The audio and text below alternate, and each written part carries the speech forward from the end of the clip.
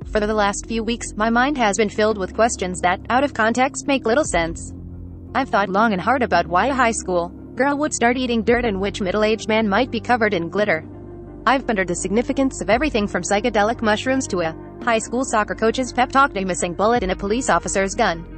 I've even rewatched video to see if a state championship winning goal was offside, and don't get me started on how much I've thought about cannibalism.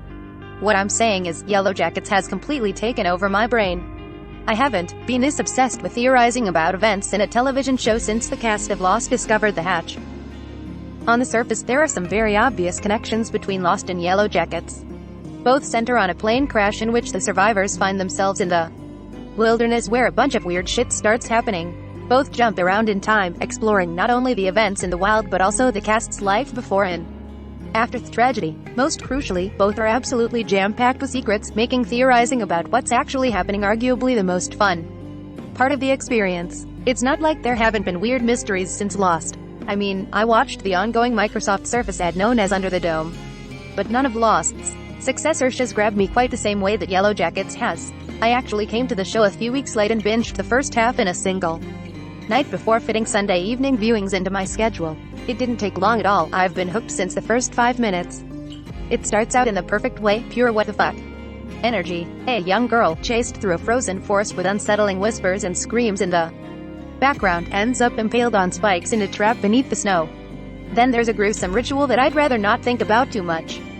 From there things get a little more wholesome, shifting to the titular Yellowjackets, a high school soccer team from New Jersey that just won the state championship, earning them a spot at nationals. I remain convinced that the game-winning goal was in fact offside, but I need to see some better camera angles to be sure. There are many different kinds of dramas happening in Yellowjackets simultaneously. There's the typical teenage stuff from before the crash, as the girls deal with parties and boyfriends and their on-field dynamics. There's the Lord of the Flies-style breakdown in the woods, as the team, and a few other folks who happen to be stuck on the plane, like the obsessive and possessive equipment manager Misty, try to survive in the wilderness.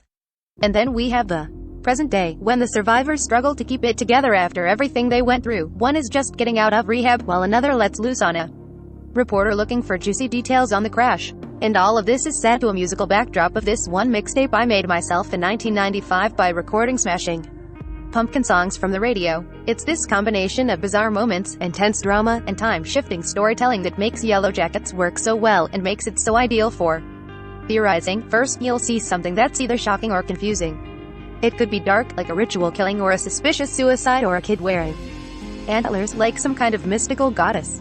Or it could be something smaller, like a strange symbol that keeps appearing with no explanation. These moments all provoke questions, and as the story shifts around in time, it rarely clears things up. Instead, it piles on the mysteries and makes you wonder if the answer you're seeking might just be found in a different time. A great example of this is the survivors, until someone makes an appearance in the present, or you see them. You never actually know if someone made it through the ordeal in the wilderness. As any Lost fan will tell you, this kind of structure can be frustrating, particularly if it doesn't pay off. That show was a deluge of cool, weird ideas. A smoke a monster, a hatch, also polar bears, that ultimately never went anywhere. But I still loved it. The mysteries were fun enough even without satisfying answers, and besides, they were also an excuse to spend lots of time with these characters.